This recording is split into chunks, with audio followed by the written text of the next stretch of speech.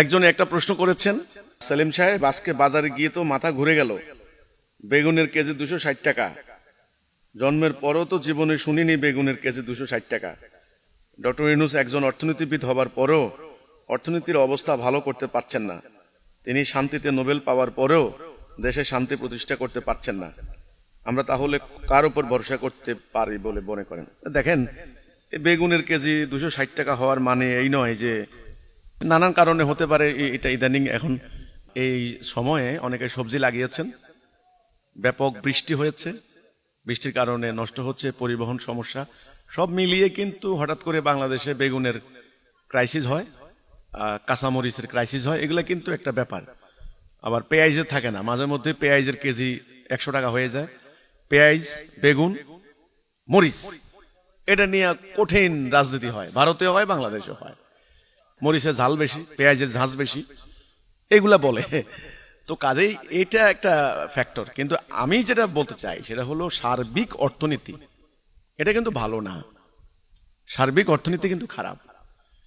আর ব্যবসায়ীরা আশঙ্কা প্রকাশ করছেন যে আসলে এইভাবে চললে রাষ্ট্রে আমরা ব্যবসা করতে পারবো না, ব্যবসায়ের কোনো অনুকূল পরিবেশ না বাংলাদেশে, ব্যবসা বান্ধব না। এটা নানান কারণ আছে, লাল ফিতার দৌরাত্ম্য আছে, অধিক মাত্রায় সুদ আছে, জ্বালানির সংকট আছে, অনেক কিছু ব্যাপার স্যাপার। যাই হোক, তো সবচেয়ে বড় কথা হচ্ছে, দেখেন, সুদভিত্তিক অর্থনীতি এটা কিন্তু মেইন গোড়া। আল্লাহ তাআলা কোরআনে সুদ হারাম করেছেন, এটা একটা বেসিক একটা মানে নীতি, আল্লাহর একটা নীতি। সুদ কোনোভাবে জায়েজ করা যায় না। সুদকে আল্লাহ হারাম করেছেন। কেন হারাম করেছেন? এই সুদী অর্থনীতির ফল হচ্ছে এই অর্থনীতিকে, মানে অর্থকে, টাকাকে, সম্পদকে একটা নির্দিষ্ট জায়গায় কুক্ষিগত করে ফেলে, পুঞ্জীভূত করে ফেলে। আর বিশাল শ্রেণীর মানুষ তারা বঞ্চিত হয়, তাদের জীবন যাত্রা নির্বাহ করা কঠিন হয়ে যায়। এ হলো সুদী অর্থনীতির কুফল, খারাপ। সুদী ব্যবস্থাটাই এমন। এটা একটা রাষ্ট্রের মধ্যে যদি প্রয়োগ করেন, তো রাষ্ট্রের কিছু ব্যক্তি খুব হাজার হাজার কোটি টাকার মালিক হয়ে যাবে, আর শত শত মানুষ, কোটি কোটি মানুষ তারা অবর্ণনীয় কষ্টে নিপতিত হবে। এই অর্থ ব্যবস্থা যদি সারা বিশ্বে কায়েম করেন, বিশ্বের মধ্যে হাতে গোনা কয়েকটা রাষ্ট্র হয়ে যাবে ধনী, অতি ধনী, আবার বহু রাষ্ট্র হয়ে যাবে এমন গরিব, এমন দরিদ্র, তারা তাদের জীবন নির্বাহ করাও কঠিন হয়ে যাবে। এই হচ্ছে সুদী অর্থনীতির কুফল, মানে খারাপ দিকটা। আপনি দেখেন, একটা উদাহরণ দিচ্ছি। গতকালকের একটা পরিসংখ্যানে পেলাম একটা নিউজে যে আমেরিকায় প্রথম 10 জন ধনী, শীর্ষ ধনী, তাদের তালিকা বের করছে। সবচেয়ে বড় ধনী যে লোকটা, তার সম্পত্তির পরিমাণ হচ্ছে $500 বিলিয়ন। কল্পনা করেন। অথচ আমাদের বৈদেশিক রিজার্ভের পরিমাণ $20 বিলিয়ন। বাংলাদেশের মতো 25টা রাষ্ট্রের বৈদেশিক রিজার্ভের সমান একজনের কাছে টাকা। $500 বিলিয়ন, খেলাখেলি কথা। দ্বিতীয় যিনি ধনী, ওনার হচ্ছে $350 বিলিয়ন। তৃতীয় যিনি ধনী, এর হচ্ছে $300 বিলিয়ন। আচ্ছা, যে মহিলাটা সবচাইতে মানে নারী বিলিয়নিয়র যাকে বলা হয়, তার সম্পত্তির পরিমাণ হচ্ছে $105 বিলিয়ন। আপনি কল্পনা করেন, বিলিয়ন বিলিয়ন, ট্রিলিয়ন ট্রিলিয়ন তাদের কাছে টাকা। এ বলে $500 ট্রিলিয়ন টাকা, মানে ওই যে $500 বিলিয়ন।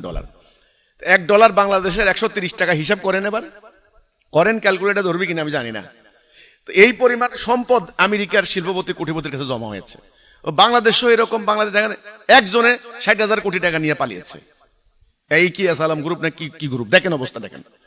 এই যে সিন্ডিকেট, এই অর্থনৈতিক ব্যবস্থা পরিবর্তনের জন্য, এই জন্য আল্লাহ রাব্বুল আলামিন বলেছেন যে সুদ বন্ধ করো। সুদ যে খায় সে আল্লাহ এবং তার রাসূলের বিরুদ্ধে যুদ্ধ ঘোষণা করে। খুব মারাত্মক ব্যাপার। কিন্তু এর কারণে, এই সুদী অর্থনীতির কারণে সম্পদ কিছু লোকের কাছে পুঞ্জীভূত হয়ে এরা এলিটিজম, তখন এলিট কায়েম হয়ে যায়, এরা এলিট হয়ে যায়, এলিট শ্রেণী। এদের কাছে টাকা চলে যায়, মিডিয়া কন্ট্রোল করে, এরাই আবার ক্ষমতা কুক্ষিগত করে, এরাই আবার টাকা দিয়ে ওই যে নমিনেশন কিনে পার্টি করে, এরাই আবার পাশ করে, জনগণের ক্ষমতাকে নিয়ে যায়। গোড়া অর্থনৈতিক এই যে কাঠামো, ফলে আপনার হলো পণ্যের দাম কিন্তু আপনি কমাইতে পারবেন না। এটা একটা মারাত্মক একটা সিন্ডিকেটের ব্যাপার স্যাপার। আপনার কৃষকরা তো যখন উৎপাদনের টাইম হয় তখন তারা দাম পায় না। কেন পায় না? এর একটা বিরাট হিসাব কিতাব আছে। একটা পর্যায়ে তারা কম দামের সমস্ত জিনিস কিনে ফেলে, তারা হাজার হাজার কোটি টাকা গোডাউনজাত করে, গুদামজাত করে, অথচ এই অপ্রয়োজনীয় গুদামজাত করে রাখাও কিন্তু ইসলামের নীতি বহির্ভূত। আচ্ছা, যখন গুদামজাত করে রাখে তখন একটা পর্যায়ে ক্রাইসিস শুরু হয় সারা দেশে পণ্যের, হাহাকার শুরু হয়ে যায়। মানুষ তো একটা স্রোতের মতো, পানির মতো, মানুষের দৈনন্দিন জীবনযাত্রা যেগুলি লাগে, যখন বাজারে এগুলি থাকে না, একটা গ্যাপ সৃষ্টি হয়, একটা ভ্যাকুয়াম সৃষ্টি হয়। অমনি তারা তাদের পছন্দ মতে এবার নিজেরা দাম নির্ধারণ করে নিজেরা প্যাকেটজাত করে, মোড়কজাত করে বাজারে ছাড়ে। যেমন 1 কেজি গম তারা 20 টাকা দিয়ে কিনে, সেই 1 কেজি গম এবার তারা এমন ভাবে কালেকশন করবে তখন 60 টাকা 70 টাকা গমের কেজি, 18 কেজি আপনাকে খাইতে হবে। এগুলো কিন্তু অর্থনীতির মারপ্যাচ সাধারণ মানুষ বুঝবে না। এগুলো বিশাল সিন্ডিকেট।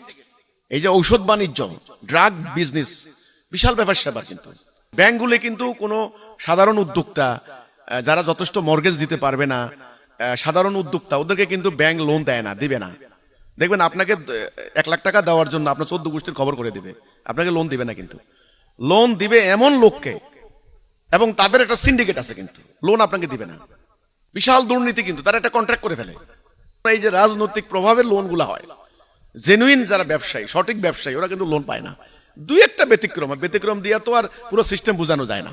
তো যাই হোক, এই যে বেগুনের কেজি এখন 260 টাকা, আপনারা সমালোচনা করবেন ডক্টর ইউনূস অর্থনীতিবিদ।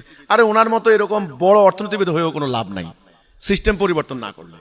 এই জন্য তো আল্লাহর দেওয়া জীবন ব্যবস্থা প্রতিষ্ঠার প্রস্তাব করেছি আমরা। সিস্টেম পরিবর্তন না করলে আপনার বেগুনের কেজি 260 টাকা, এতে করে আপনি হতবাক হয়ে গেলেন। ডিমের হালি খাইবেন 200 টাকা, কয়দিন পরে খাবেন তো। কলার হালি এখনো 120 টাকা বিক্রি করে। তো কাজেই আগামী দিন তো আপনার আরো বেশি মারাত্মক। আর যেগুলি আমদানি নির্ভর পণ্য, সেগুলি ডলার না থাকার কারণে হু হু করে বেড়ে চলেছে। যেটা 500 টাকাতে কিনেছে সেটা এখন 5000 টাকা, ডলারের দাম বেশি। আমার কথা হলো, আল্লাহর দেওয়া জীবন ব্যবস্থা দ্বীনুল হক, এটা প্রতিষ্ঠা করতে হবে। সুদবিহীন একটা অর্থনীতি, অর্থ ব্যবস্থা আল্লাহ সুবহানাহু ওয়া তাআলা কায়েম করতে বলেছেন। এই জন্য আল্লাহ বলেছেন, আন আকিমুদ্দিন, দিন কায়েম করো। এই দিন কায়েম করার জন্য আমরা সংগ্রাম করছি। এই অর্থনৈতিক ব্যবস্থা যতদিন পরিবর্তন না হয় ততদিন ডক্টর ইউনূস নন কেবল নোবেল বিজয়ী, 100 নোবেল বিজয়ী চেষ্টা করলেও কোনো লাভ হবে না। অশান্তি দূর করতে পারবেন না, অশান্তি চলবেই। এখন যে ট্যাক্স সরকার বাজেট করেছে প্রায় 800 করে, প্রায় সামান্য কিছু বেশ কম আছে, মানে 8 লক্ষ কোটি টাকা। বিশাল অঙ্ক চলে যাচ্ছে সরকারি কর্মকর্তাদের বেতন, বিশাল অঙ্ক চলে যাচ্ছে বিদেশিদের কাছ থেকে ঋণ আনছেন, ঋণের সুদের টাকা, বিশাল অঙ্ক। তো কাজে জনগণের উপর ট্যাক্সের মানে বোঝা চাপাতে আপনি দেখেন, ঢাকা আমাদের বাড়িতে প্রতি মাসে বিদ্যুতের বিল আসতো 2000-2500 টাকা, এখন গত মাসে বিদ্যুতের বিল আসছে 10,000 টাকা। একই লাইট, একই বাল্ব, একই, অনেক মারাত্মক একটা সিস্টেম আছে। এখন এখানে বুঝতে গেলে অনেক লম্বা টাইম, সাধারণ মানে আমার টাইম নষ্ট হবে। তো আমি সোজা কথা বলি, ভাই বাঁচতে পারবেন না, আসেন আল্লাহর দেওয়া সত্য দিন, দ্বীনুল হক প্রতিষ্ঠা করি, তবে একমাত্র শান্তি আসবে, নাহলে শান্তি আসবে না। এটা হলো মুদ্রা কথা।